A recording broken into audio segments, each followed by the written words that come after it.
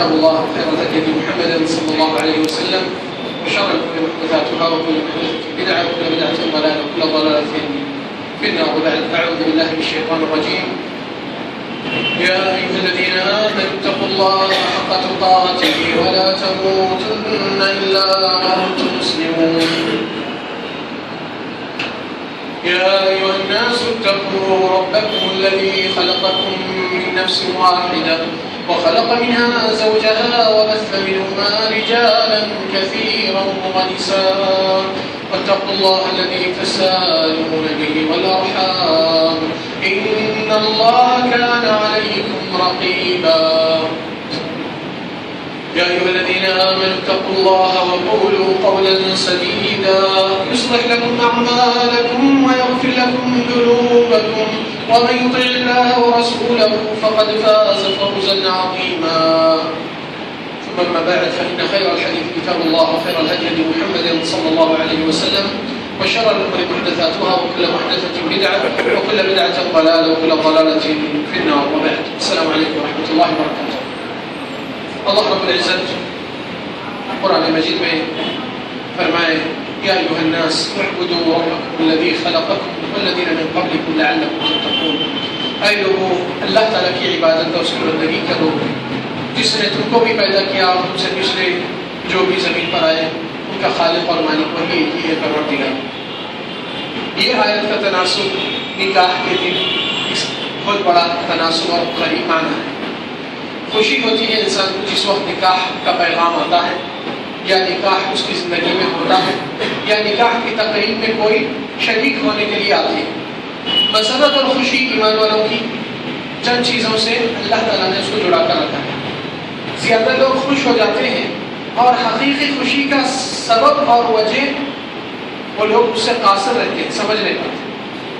جیسا کہ آپ رسول اللہ صلی اللہ علیہ وسلم عید کا دن مسلمانوں کے لیے خوشی کا دن ہے اور عید میں مبارکباد ایک دوسرے کو بھی دیتے ہیں جس طرح نکاح میں بھی مبارکباد دی جاتی ہے. تو مبارکباد کس کی دی جاتی اور کس لیے دی جاتی اور کس بات سے ایک دوسرے سے گلے ملتے تھے. دراصل ایمان والوں کے لیے سب سے بڑی کامیابی یہ ہے کہ وہ لوگ جس وقت دلہا دلہن کو مبارکباد دیتے ہیں یہاں پر اس لیے نہیں کہ آپ کو نئی دلہن ملی، آپ کو نیا شوہر ملا، وہ تو زندگی میں آتے جاتے وہ تو ہوتے رہتا ہے، مگر خوشی اور مسرت سب ایمان والوں کی اس بات سے ہوتی ہے کہ ہم اور آپ جو پرانا جنریشن ہو گیا، بڑھاپا آ گیا یا عمر گزر رہی ہے، ہم تو یہیں سے ختم ہو رہے ہیں. اب یہ نیا جنریشن جو پیدا ہو رہا ہے اور یہ شراکت داری شوہر بیوی کی جو نئی انعقاد ہو رہی نکاح کے ذریعے سے، یہ ایک نیا کھیت آ چکا ہے جس میں اللہ سبحانہ تعالیٰ کی بندگی کی اولاد جو پیدا ہوگی، یہاں اللہ کی بندگی برقرار رہے گی زمین پہ ہماری اور آپ کی خوشی کا ساتھ. تو مبارکباد کس لیے؟ اللہ تعالیٰ کی بندگی اور بڑائی زمین پہ برقرار رہنے کے لیے دلہن کو بھی مبارکباد دی جاتی ہے. اللہ تعالیٰ نے آپ کو پیدا کیا، آپ اپنے آپ کو پیدا نہیں کیا. پیدا کرنے والا اس لیے پیدا کرا تاکہ اس کی بڑائی عظمت قائم رکھے. مگر افسوس ہے کئی لوگ شادی میں آئے، کافی پھول بھی پہنے، تحفے تحائف بھی لیے، گلے بھی ملے، بہت کچھ انعامہ لیے، مبارکباد بھی لیے، مگر جس چیز کے لیے مبارکباد ہوئی ابھی تک اس کو قائم نہیں کی. گھر میں اپنی زندگی میں اپنے بیوی بچوں میں اللہ کی بڑائی قائم نہیں جتنی اپنی خود کی بڑائی قائم کرتے. یہ سب سے بڑی کوتاہی ہے کہ اللہ کی بڑائی کو لینے کے لیے آپ کو مبارکباد دی گئی کہ زمین پر آپ کے اولاد بھی اللہ کی بندگی میں آئے، اللہ کی عبادت کو برقرار رکھے. یہی مبارکباد کی کامیابی. اور پھر جب یہ بندگی میں بندہ غفلت کوتاہی گناہ کر دیتا ہے تو معاملے میں گڑبڑ ہو جاتی ہے. تو اللہ سبحانہ و تعالیٰ کچھ ایسے موقع فراہم کیا ایمان والوں کے لیے جیسا کہ رمضان کا ماہ ہے. جو بھی رمضان کے ماہ روزہ رہتا ہے ایمان اور احتساب سے، اس کے لیے گزشتہ جتنے بھی زندگی غفر له ما تقدم، پچھلے سال کے گناہ اللہ تعالیٰ اس کو معاف فرما دیتا ہے. ومن قام ليلة القدر ایمان واحتساب، جو شب قدر کی رات کو جو آپ اور ہم تلاش کرتے تھے آخر عشرہ میں، روزوں کی عبادت، نماز کی عبادت، تراویح تہجد قیام اللیل کی عبادت، قرآن کی تلاوت کی عبادت، گر گرا کے دعائیں مانگنا، جبکہ شب قدر کے رات متعین نہیں ہوئی تلاش کرنے کا حکم دیا گیا تو بہت تیزی سے تلاش کرتے ہوئے محنت کرتے ہوئے سب کو ہی نظر آئے. تو یہ جو محنت ہوئی رمضان کی عبادت سے اللہ کی مغفرت توڑنے کے لیے کافی بڑی محنت تھی، جو کہ شاہد آپ مغفرت توڑ چکے قریب پہنچ گئے جو آپ کی منزل کے لیے آپ کی کامیابی ہے۔ اس لیے جب مغفرت کا سامان ہو جاتا ہے مومنین کے لیے اور امید اللہ سے اچھی لگا کر رکھتے ہیں تو ان کا حق بنا ہے کہ رمضان کے بعد آپ عید منا کے آپ خوش ہو جائیے، اللہ کی مغفرت آپ کو قریب ہو جائے۔ پھر شب قدر کو تو ڈھونڈنا پڑا، مگر عرفہ کا دن اللہ تعالیٰ اس کو متعین کیا اور بتایا کہ یہ عرفہ کا دن ہے، اس میں زیادہ لوگوں کو جہنم سے چھٹکارا اللہ تعالیٰ دلاتا ہے، مگر اس کے باوجود بھی جو ملا ہوا دن اس کو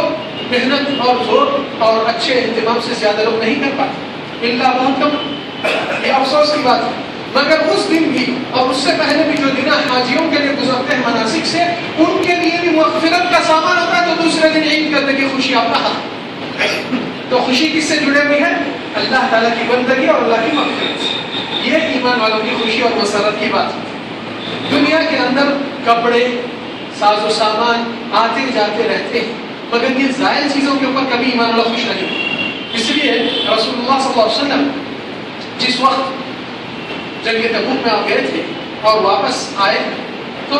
آدھے راستے سے منافقین جو ایمان نہیں رکھتے ہیں وہ لوگ بیچ راستے سے نبی صلی اللہ علیہ وسلم کا ساتھ دینے سے پیچھے رہ چکے، اور کچھ ایمان والے بھی تھے جو مدینہ میں کچھ سستی کاہلی نفس کی کمزوری سے رہ گئے، تو رسول اللہ صلی اللہ علیہ وسلم 30,000 کی فوج لے کر جاتے ہیں، پھر آتے ہیں تو مدینہ میں جتنے بھی یہ منافقین چھوٹے تھے ہر کوئی آتا ہے لائن سے، کہتا ہے اللہ کے نبی میرے پاس یہ ٹینشن تھا، یہ پریشانی تھی، وہ حالت بھی، یہ حالت بھی، معاف کر دو معاف کر دو، تو نبی صلی اللہ علیہ وسلم کہتے ہیں ٹھیک ہے ٹھیک ہے۔ اس لائن میں 3 ایمان والے صحابہ تھے، منافقین نہیں تھے، ہلال ابن امیہ، مرارہ بن ربیع، کعب بن مالک، یہ تینوں کیا کہتے ہیں، اس حدیث کی روایت بخاری میں بھی ہے کہ آپ صلی اللہ علیہ وسلم کے سامنے میں نے سوچا کہ اگر میں بھی جس طرح دوسرے لوگ کہتے ہیں میں بھی اس طرح کہہ دوں تو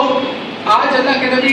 مان لیں گے، مگر کل کے دن اللہ ناراض ہو جائیں گے اور نبی کو مجھ سے ناراض کر دیں گے، آج سچ کے سوا کوئی دوسرا چارہ نہیں۔ تو میں نے جو رسول اللہ کے سامنے پیش ہے میں کہا اللہ کے نبی اللہ کی قسم یہ وقت سے زیادہ بہتر میری حالت کبھی نہیں تھی، اور میرے پاس کوئی عذر نہیں تھا کہ آپ کے ساتھ نہیں آنا، سب حالات مہیا تھے، مگر نفس کی سستی اور کوتاہی یہ میں غلطی میرا اپنا قصور مانتا۔ تو رسول اللہ صلی اللہ علیہ وسلم 2 صحابی بھی وہی اقرار کرنے سے آپ صلی اللہ علیہ وسلم صحابہ کرام کو حکم دیتے ہیں کہ یہ 3 آدمی سے بائیکاٹ کر دیں، یعنی کہ ان سے بات کرنا نہیں چاہیے، اور کتنی مدت تک کوئی تعین نہیں، کب تک پتہ ہی نہیں، ناراضگی کا عالم کہ سارے مسلمان ان سے بائیکاٹ ہو گئے۔ تو کیا کہتے ہیں میں جاتا آتا تھا، میرے 2 ساتھیاں بیچارے روتے ہوئے بیٹھ گئے اپنے گھر میں، اور میں جدھر بھی جاتا ہوں کسی سے سلام کرتا ہوں تو پتہ نہیں وہ جواب دیتے ہیں یا آہستہ میں کچھ جواب دے دیتے ہیں، مجھے سنے نہیں آتا۔ تو رسول اللہ صلی اللہ علیہ وسلم کہتے ہیں نہ ان سے ملنا، گھر میں ان کے جانا، نہ مہمان بننا، نہ مہمان، یعنی اس طریقے سے بائیکاٹ ہو گئے۔ تو کہتے ہیں کہا کہ میں نے سمجھا کہ تھوڑا سا وقت گزر جائے گا، مگر معاملہ اور طویل ہوتے جا رہا ہے۔ طویل ہونے سے ہوا یہ کہ رسول اللہ صلی اللہ علیہ وسلم ایک مہینہ نکل گیا، دوسرا ماہ بھی قریب ہو چکا ہے، اور پریشانی یہ ہے کہ زندگی میں جتنی زمین فضا کھلی ہے اتنی دل پہ گھٹن اور تنگی محسوس ہو رہی ہے، اور یہ ملامت اپنے ضمیر کی اور ایمان کی کہ تم کس طرح اللہ کے نبی کا ساتھ دینے سے پیچھے رہ جاتے ہیں، کہا کیسا ایسا اتنی بڑی غلطی اور گناہ کرتے، احساس گناہ کا کافی تڑپاتے رہا اور زمین تنگ ہوتے رہی، اور معاملہ بہت پیچیدہ محسوس ہوا، اور پھر اس کے بعد یہ آیا کعب فکر میں لگے کہ اگر کعب اس حالت میں موت پائے تو اللہ کو سورہ کیا دکھائیں گے کہ آپ کے نبی کو ناراض کر کے آئے، اور اگر اس حالت میں رسول اللہ صلی اللہ علیہ وسلم کی موت ہو جائے تو کعب کے اوپر جو بائیکاٹی ہے کون اس کو آسان کرے۔ بہرحال کہتے ہیں میں اللہ سے گر گرا کے دعا کرتے رہا، معافی مانگ کے استغفار کرتے رہا۔ سورہ توبہ میں کافی مدت کے بعد یہ آیت نازل ہوتی ہے کہ تینوں جو آدمی ایمان والے وعلی الثلاثة الذین خلفوا، اور جو 3 آدمی نبی کا ساتھ دینے سے پیچھے رہ چکے ہیں، یہاں تک کہ ان کی حالت یہ ہو چکی ہے، اللہ تعالیٰ دل کی حالت جانتا ہے، حتی اذا ضاقت علیہم الارض بما رحبت، زمین جتنی کشادہ کھلی ہے اتنا ہی تنگ اور گھٹن ان کو محسوس ہو رہا ہے، وضاقت علیہم انفسہم، ان کی نفس ان کو اور دباؤ میں ڈال رہی ہے، وظنوا ان لا ملجأ من اللہ الا الیہ، ان کو یقین ہو چکا کہ اللہ سے پناہ کوئی دوسرا نہیں دے سکتا ہے سوائے اللہ تعالیٰ کی مغفرت۔ ثم تاب اللہ علیہم لیتوبوا، اللہ تعالیٰ نے ان کی توبہ قبول فرمایا تاکہ اس طرح کا گناہ جو آگے دنیا میں امت میں کرنے والے ہیں کہ نبی کی ساتھ کرنے کے بجائے پیچھے رہ جائیں گے، نبی کی سنت کی نصرت نہیں کریں گے، توحید کی رسالت کو نہیں پہنچائیں گے، اللہ کے دین کی دعوت نہیں کریں گے، وہ جو سستی سے بیٹھ جائیں گے ان کو بھی توبہ کرنا لازمی ہو جاتا ہے۔ اللہ تعالیٰ نے توبہ قبول کیا، صرف یہ 2 ماہ تک نبی کا ساتھ دینے سے پیچھے رہے، تو 2 سال سے جو 20 سال سے جو پیچھے ہے ان کو کتنا توبہ کرنا چاہیے اور نہیں کی۔ تو رسول اللہ صلی اللہ علیہ وسلم اس وقت جب کیا کہتے ہیں میں نے داخل ہوا مسجد میں، تو رسول اللہ صلی اللہ علیہ وسلم کا چہرہ مجھے بہت خوشی اور خوشیوں کی لہر، آپ صلی اللہ علیہ وسلم کی چہرے پہ روشنی، اور کہتے ہیں یا کعب اے کعب ابشر بخیر یوم طلعت علیک الشمس منذ ولدتک، اے کعب آج کا دن آپ کے لیے سب سے بہترین دن، جو سورج آج کا تجھ پر نکل آیا، جس دن سے تیری ماں نے تجھ کو جنم دیا، آج اللہ نے تیری مغفرت کر چکی۔ تو مغفرت کا دن ایک قابل مبارکباد دن ہے، اور سارے صحابہ جو بائیکاٹ کر رہے تھے وہ سارے کے سارے اٹھتے ہیں، گلے ملتے ہیں۔ کس بات کی؟ دیکھیے گلے ملنے کے اسلام میں کس طریقے سے کس کام پہ ہوتے ہیں؟ مغفرت سے۔ جب اللہ سے آپ معاملہ درست کر لیتے ہیں، اللہ کی مغفرت آپ کو نصیب ہوتی ہے، تو پھر اللہ کی رحمت سے ہی اللہ تعالیٰ جیسا فرمائے قل بفضل اللہ ورحمتہ فبذلک فلیفرحوا، کہہ دیجئے کہ اللہ کے فضل اور اللہ کی رحمت سے خوش ہونا چاہیے، اس سے ہی خوشی ہوتی ہے۔ وہ خیر مما یجمعون، دنیا والے جو مال و دولت جمع کرتے ہیں اس سے زیادہ لاکھ درجے یہ خوشی کا احساس ہوتا ہے جب اللہ تعالیٰ سے مغفرت۔ اس لیے آج زیادہ لوگ اللہ تعالیٰ کی یہ مغفرت کو استغفار کا اور گناہ کرنے کے بعد دوسرا اصرار یعنی کہ گناہ کرے نہیں، جیسا کہ پوری دنیا کر رہے ہیں تو ہم کریں تو کیا بڑی بات ہے، اس طریقے سے شیطان نے ان کو استغفار کا سے محروم کر چکا ہے۔ لہذا مومن شخص اپنے دل کو اور اپنے ایمان کو اور اپنے نفس کو ہمیشہ ڈانٹ ڈپٹ کے رہتا ہے۔ اس لیے اللہ تعالیٰ قسم کھائے لا اقسم بیوم القیامہ ولا اقسم بالنفس اللوامہ، مومن کی نفس ملامت کرنے والی نفس ہے، ہمیشہ سیلف بلیم کرتے رہتی ہے۔ بھلائی کریں گے تو کہتی ہے کیا اتنا ہی کرنا ہے اللہ کی راہ، اللہ تعالیٰ اتنا سارا دیا اور آپ اتنا کرتے ہیں کہ ایسے ہیں آپ، تو ڈانٹتے رہتی ہے۔ اور اگر برا کرتے ہیں تو کہتی ہے کیا اللہ کے اوپر اتنی جرأت مندی دکھاتے ہیں تو آپ کو اللہ سے ڈر نہیں ہے، اللہ کی سزا سے خوف نہیں ہے۔ تو نفس مومن کی اس طرح ہے۔ اس لیے کافی لوگ اپنی دنیا کے مقامات کو بنانے کے لیے مال و دولت، ڈگری، پروفیشن، خاندان، فلان فلان یہ چیزوں کے اوپر اپنا بڑھاوا چلاتے ہیں، جبکہ یہ دھوکے کی زندگی میں اپنے آپ کو دھوکے میں رکھتے ہیں۔ اگر آپ دیکھنا چاہتے ہیں کہ آپ کا حقیقی مقام اور رینک اللہ کے نزدیک آپ کیا مرتبے پہ ہیں، کیا درجے پہ ہیں، اللہ کے نزدیک آپ کا کیا مقام ہے، جاننا چاہتے ہیں؟ کون جاننا چاہتے ہیں؟ ہاں بتائیے،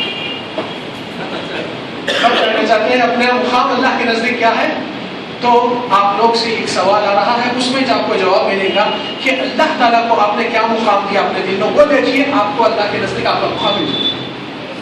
آپ نے اللہ کو کیا مانا، اللہ کی عظمت بڑائی میں کیا جگہ دیا اللہ تعالیٰ کو، تو اس کے بعد آپ کا وقت کس پہ صرف ہو رہا ہے، دیکھیے آپ کی دنیا پہ، آپ کی آخرت۔ اس لیے امام علی رضی اللہ عنہ کے پاس ایک آدمی آیا اور کہا اے امام، میں کیسا پہچان سکوں کہ میں دنیا مانگنے والا ہوں یا آخرت مانگنے والوں میں سے، مجھے کنفیوژن ہو رہا ہے۔ تو بولے کہ بھائی آپ پریشانی کی کیا ضرورت ہے، آپ غور سے سوچیے، اگر کوئی آپ کے پاس ایک شخص تحفے تحائف لے کر آتا ہے، اس سے آپ ملنا زیادہ خوشی اور مسرت سے، خواہش سے خوشی خوشی مل لیتے ہیں اور ویسے اسے ملنا چاہنا پسند کرتے ہیں، اور کوئی دوسرا شخص آتا ہے جو آپ سے مانگنے کے لیے، لینے کے لیے آتا ہے، اس سے آپ کس طرح مانتے ہیں؟ اگر آپ اس سے زیادہ خوش ہوتے ہیں، اس کو برا مانتے ہیں، تو آپ دنیا کے طالب ہیں، آخرت کے باقی۔ اگر آپ دینے میں خواہش مند ہیں تو یہ آپ کی آخرت بچنے والی ہے، اور آپ اس میں اللہ کی چیز کو مانگنے والے ہیں۔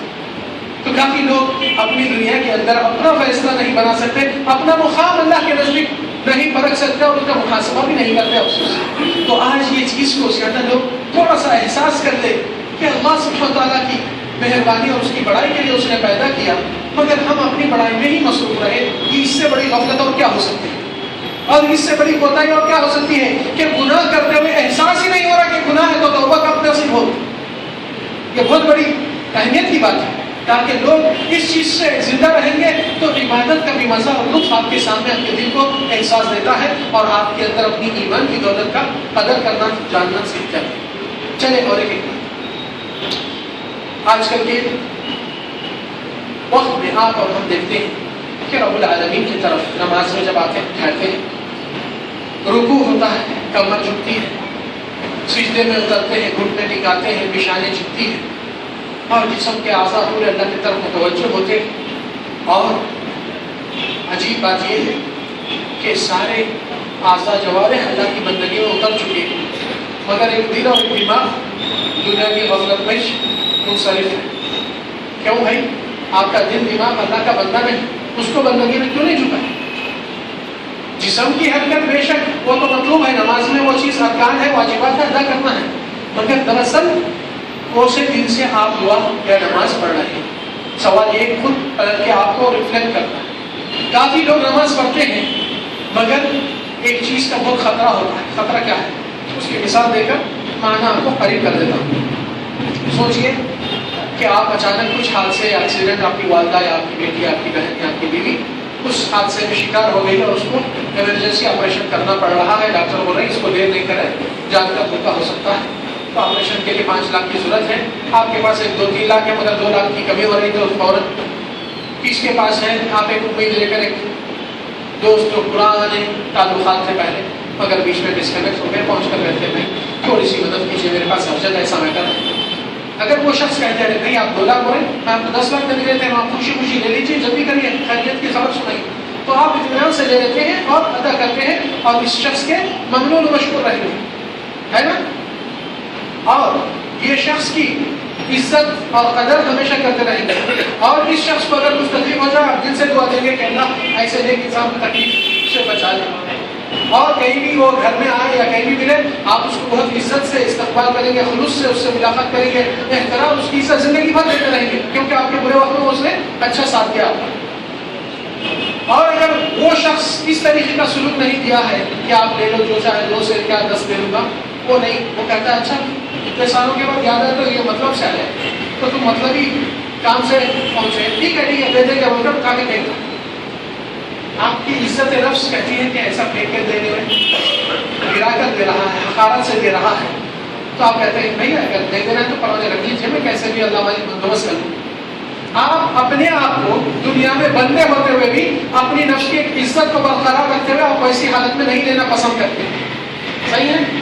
اور اللہ تعالیٰ عزیز معز اس کی ذات ہے، اور نماز کو آپ پیش کرتے ہیں ایسی نماز کے پھینکنے کی نماز کہ اللہ تم یہ بھی لے لو، بوجھ ہے آپ کے اوپر. آپ آنا تھا تہہ دل سے کہ اللہ 2 لاکھ دینے والے کے لیے ہم زندگی بھر احسان مند رہتے ہیں، تو لاکھوں کروڑوں سے زیادہ ہم کو مالا مال کیا، تیرے لیے تہہ دل آنا چاہیے تھا.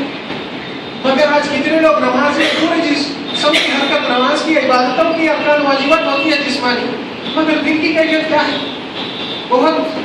بیزاری کی. تو نعوذ باللہ اللہ تعالیٰ اس عبادت کا محتاج نہیں، آپ اس کی نیکی کے محتاج ہیں. اس لیے نبی صلی اللہ علیہ وسلم کی فرمائے حدیث میں کہ ان اللہ لا ينظر الى صوركم ولا الى ابدانكم، اللہ تعالیٰ نہ تمہاری صورت شکل دیکھتا ہے نہ تمہارے بدن کو دیکھتا ہے، ولكن ينظر الى قلوبكم واعمالكم، آپ کے عمل اور دل کے عمل کو، اور عمل دل کے ادا کو دیکھتا ہے. تو دل میں بیزاری ہے تو پھر ادا کرنے کی کیا معاملہ ہے؟ دنیا والا ہی قبول نہیں کرتا تو اللہ تعالیٰ کو قبول کرو بولنے کی زبردستی کا معاملہ ہے. تہہ دل سے آنا چاہیے. نماز کے لیے عجیب دکھتا ہے کافی لوگ یہاں پر تو موبائل بجتا ہی ایک ہی رنگ میں اٹھا لیتے ہیں جب ان کا کام ہے، اور جس سے کام نہیں ہے وہ سوئچ آف ہی کر دے سکتے. مگر تعجب ہے کہ اکثر فون آتے ہیں اس کو رپلائی اور فوری رپلائی ہوتا ہے، مگر کیا بات ہے کہ روزانہ 5 وقت کال آتا ہے حی علی الصلاح حی علی الفلاح، مگر جیسا کہ ہمارے پاس مس کال بھی نہیں، کوئی رپلائی دینا تو نہیں، کانٹیکٹ میں آنا تو دور کی بات ہے. کب تک رہیں گے؟ عجیب بات ہے کہ ہم دنیا کے میٹیریل سے جو ڈیل کر رہے ہیں، دنیا کی اتنی بڑھاوا، اور اللہ سبحانہ وتعالیٰ جو آپ کے اوپر رحم کرنا چاہتا، آپ کو اوپر مہربان اور آپ کا اس کے فضل و کرم سے آپ کو معلومات کرنا چاہتا، اس سے اتنے غافل رہنا. تو خیر بات مکمل کریں گے انشاءاللہ. یہاں پر اگر جب وہ جانے دیجیے، اس کے بعد اپن مکمل کریں گے تاکہ آج سب رب العالمین والصلاة والسلام على أشرف المرسلين نبينا محمد وعلى آله وصحبه وسلم أجمعين. الحمدللہ نکاح عمل میں آ چکا ہے اور طے شدہ ہوا. اللہ سبحانہ تعالیٰ کے نبی صلی اللہ علیہ وسلم ایسی محفل میں بہت پیاری دعا ہم کو اور آپ کو تعلیم فرمائے. وہی دعا کو جس مقصد کے لیے آپ اور ہم لبیک کہہ کر یہاں پر آئے، تو وہ اصل معنی ہے جو دلہا دلہن کے لیے اور اپنے خاندانوں کے لیے وہ لوگ آپ سے امید کر کے بلائے. وہ دعا میں رسول اللہ صلی اللہ علیہ وسلم کا الفاظ یہ ہے، خواہش کرتا ہوں کہ آپ لوگ بھی پیچھے میرے کہیں بارک اللہ لکما وبارك عليكما وجمع بينكما في خير. بارك الله لكما وبارك عليكما وجمع بينكما في خير.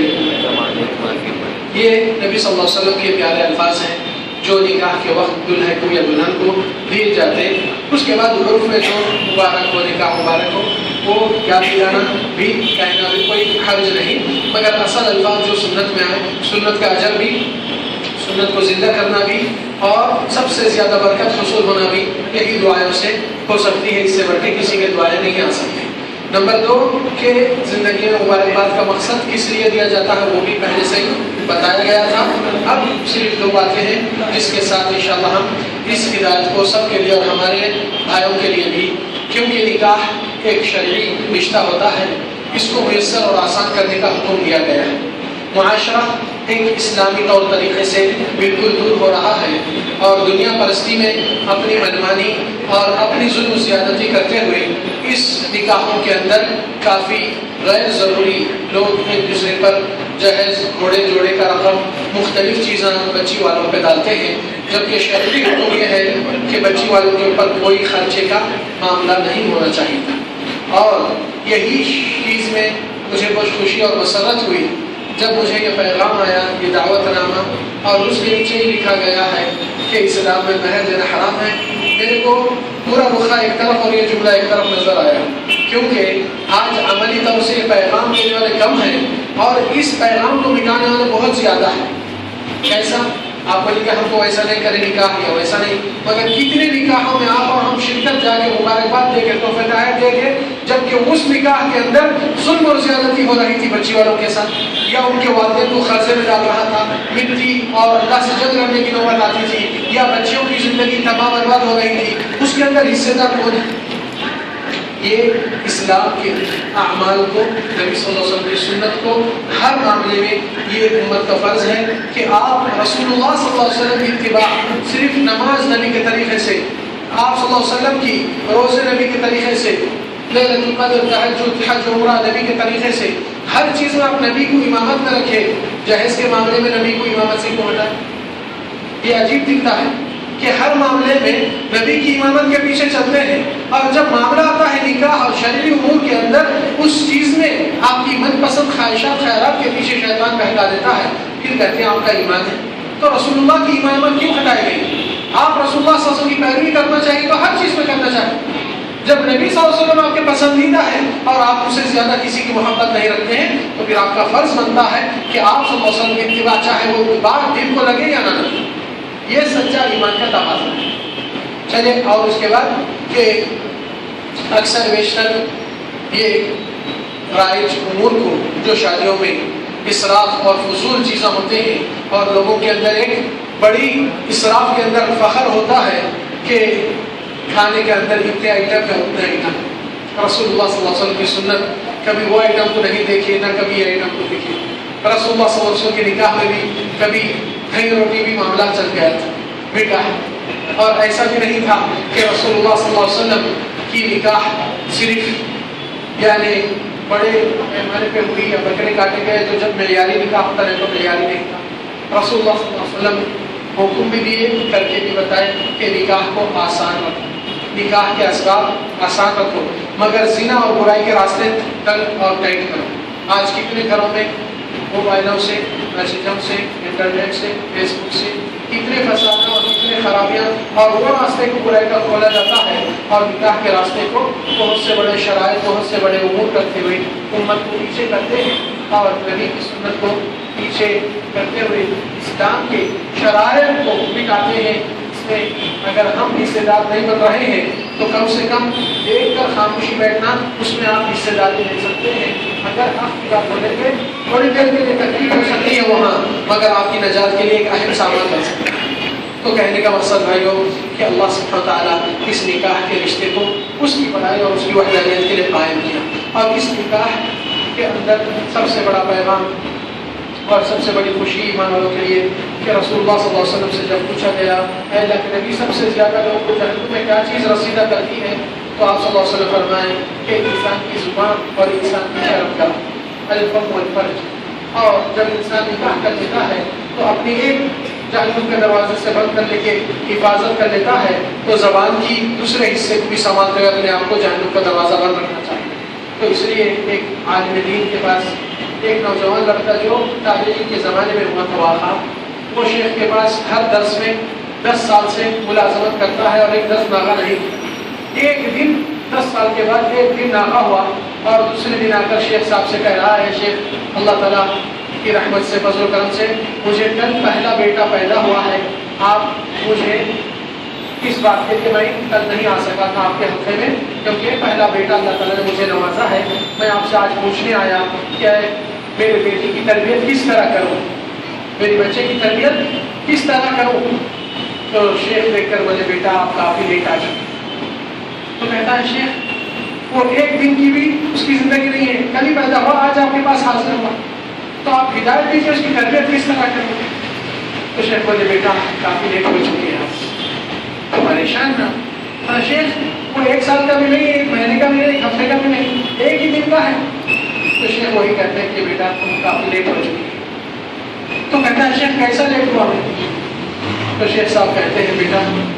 تم جس وقت نکاح کرنے کا ارادہ کیے تھے جب آ کے پوچھنا تھا میں کیسی لڑکی سے شادی، کیونکہ وہی پہلا گود اور پہلا اسکول بچوں کی تربیت کا وہی ماں کا گود، تم اس وقت آ کر پوچھتے تو جب میں تمہیں مشورہ دیتا تھا تو بچوں کی تربیت وہیں سے شروع ہوتی تھی جس وقت سے آپ اپنی بیوی کو اختیار کرتے۔ چلے اختیار کے بعد کوتاہی کمی بیشی ہر ایک میں رہتی ہے، مگر کیا زندگی میں وہی برائی میں رہیں گے؟ اپنی بیویوں کے بچوں کو ہدایات اسلام کی تعلیمات سے مالامال کیجیے تاکہ گھر وہی ایمان سے جھومتے رہے، نہ کہ ٹی وی کے سیریلوں سے، نہ تو گانے باجے بے حیائی سے۔ اللہ سبحانہ و تعالیٰ سے یہی دعا ہے کہ کہنے سے زیادہ کرنے کی توفیق اللہ سبحانہ وتعالیٰ عطا فرمائے، اور سارے کے سارے جو اس محفل میں موجود ہوئے رب العالمین ان کی اور ہمارے گناہوں کی مغفرت فرما کر رب العالمین ہماری ملاقات ہمیشہ نیکی اور بھلائی کے اندر اللہ تیری خوشنودی اور تیری رضا کے لیے قائم کر دے، اور ہر برائی اور شر اور جس میں تیری نافرمانی ہوتی ہے اللہ تو ہم کو اس شر سے محفوظ فرما، اور ہم سب کو ایک اور دے صراط مستقیم پہ چلنے والے بنا۔ اللهم اقسم لنا من خشيتك ما تحول به بيننا وبين معاصيك، ومن طاعتك ما تبلغنا به جنتك، ومن اليقين ما تهون به علينا مصائب الدنيا، ومتعنا اللهم باسماعنا وابصارنا وقوتنا ما ابقيتنا، واجعله الوارث منا، واجعل ثأرنا على من ظلمنا، وانصرنا على من عادانا، ولا تجعل مصيبتنا في ديننا، ولا تجعل الدنيا اكبر همنا ولا مبلغ علمنا ولا الى النار مصيرنا، واجعل اللهم الجنة هي دارنا وقرارنا. اللهم انا نسألك موجبات رحمتك وعزائم مغفرتك والغنيمة من كل بر والسلام من كل اثم والفوز بالجنة والنجاة من النار. سبحان ربك رب العزة عما يصفون وسلام على المرسلين والحمد لله رب العالمين، وصلى الله وسلم وبارك على نبينا محمد وعلى آله وصحبه